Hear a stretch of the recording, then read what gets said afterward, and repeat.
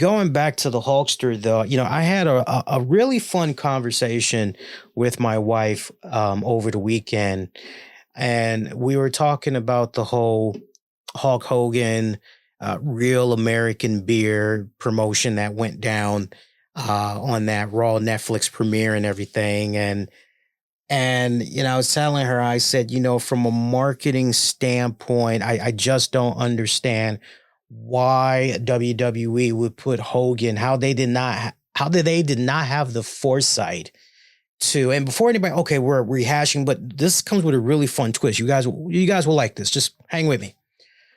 Um, like how, from a marketing standpoint, nobody had the foresight to wait, this probably is not going to go well. And it makes you wonder if Triple H, maybe he knew possibly this was going to happen and he wanted to do it anyway because it would just tickle his fanny, right? Like there's just this part of me that's just picturing Triple H at Gorilla going, I knew that shit would happen, But then there's that other part of me that's kind of looking at this going, but did Hogan pretty much set himself up for failure? Sure, you have a minority partner in the WWE and everything, and yeah, you're the Hulkster, you and your team, you're bringing this beer to WWE and everything, talking about, hey, be a good partner, da, da, da, da.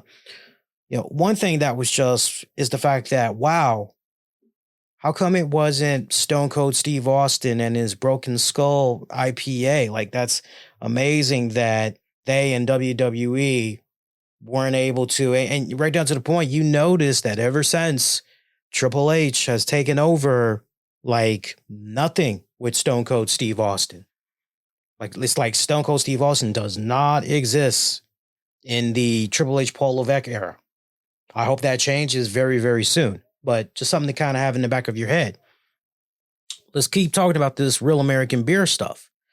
So, I'm talking to the wife about how all this played out, and being the fact that I used to work in market research, I used to organize focus groups and everything for top companies, top companies. Microsoft. We used to stay doing stuff for Bethesda, the game publishing company, 2K. Hell, we even used to do stuff for EA Sports, even. So we back in the day, I used to work with a lot of firms, a lot of companies for focus groups and everything. I'm looking at this and I'm going, look, going forward, if you're WWE, you would be a fool to continue to have the Hulkster out there promoting that Real American Beer. Okay, maybe you want to try to protect the Hulkster and you want to do some pre-produced segments. Well, be prepared because those are going to get booed by the crowds that see this play on the Titantrons there at the arenas. And that stuff is still going to make circulation on the internet and everything. So if you're WWE, what are you to do? And I proposed this really cool idea, which I thought, well, why didn't WWE think this way? And the only thing that makes sense to me, fam, is WWE probably were already thinking a couple of moves ahead, but they ultimately wanted for Hogan to bomb out. And the only way for that to have happened is for Hogan to pull the trigger on himself. So I kind of have this impression that as part of the negotiations or whatnot, I kind of have a feeling that Hogan and his team, hey, look, we got this beer. We need you as a minority partner. WWE's like, okay, we're listening. And then maybe there was but Hogan's got to be the face of the beer. He's got to be. And WWE's like, they probably even said, like, really? You sure? Because no, we insist. And I think it was just kind of one of those, okay, well, he's going to have to find out the hard way. And all right, now that we end up doing business, we're going to make sure that the cards are in our favor. And then that way going forward, once he bombs out, we'll then be able to execute our real plan, which I think is this. And I really hope I'm on to something. Because this is, when I lay this to me, I think this would be a really good marketing idea. But you want to talk about real American beer. I think this will work wonders for WWE, but they definitely need to remove the Hulkster, his likeliness, his image. They're going to need to remove that from the beer. Now, who do you replace Hogan with? Who do you replace Hogan on the can with? Who do you replace Hogan with for these commercials? It's easy. Close your eyes, everybody. Can you just picture a real American beer commercial and you've got the American dream, Cody Rhodes? Well, we're talking about the American nightmare, Cody Rhodes. But thinking about the American dream, Dusty Rhodes, how cool would that be, by the way? And my wife said this, I was like, shit, babe, that's a really good idea. She was like, do an alternate limited edition for Dusty. And I said to her, that's a damn good idea. I said, I'll see one and I'll raise you. What if WWE did limited edition cans of real American beer with certain WWE legends on them? And she's like, fuck yeah. I'm like, exactly.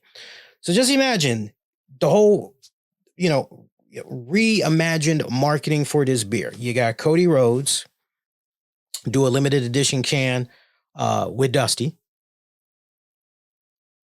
The American Badass, The Undertaker. I mean, come on, man. You don't really call yourself an American unless you're drinking real American beer. I mean, I can just see that like clear as day. You can obviously do a limited edition Undertaker can of beer. Olympic gold medalist Kurt Angle. You can definitely do something with Kurt Angle. Bill Goldberg, for sure. You can definitely do something with him. But I mean, we'd be here all night just going over key names, but you guys get the point. Like you can even do something with Chad Gable as well. For sure, Logan Paul. Look, WWE, they're doing all that stuff with Prime.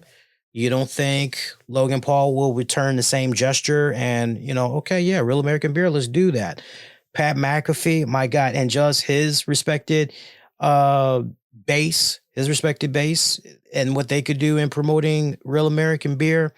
So at this point, the way for it to really be a success and turn a profit for the company, this is how they're going to have to reimagine, revisit real American beer. They've got to totally just shake the funk off of that is Terry Bollea, Hulk Hogan.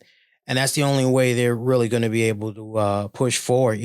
They basically are going to have to do a John Schneider, the Papa John's guy situation. Like a lot of people forget this, but he is still making money because he still has stock and shares and all that shit. A lot of people are like, oh yeah, he stepped down as the CEO and like, but he still has his respected shares. He hasn't sold it yet, as far as I know. So, but let me know what you guys think about that. If it was a situation where, let me know two things. One, if you like that idea that I just brought up on how WWE needs to go about this, and then two, if WWE were to do these things, would it make you, okay, now as a wrestling fan, now as a person that drinks alcohol, now I'm interested in real American beer.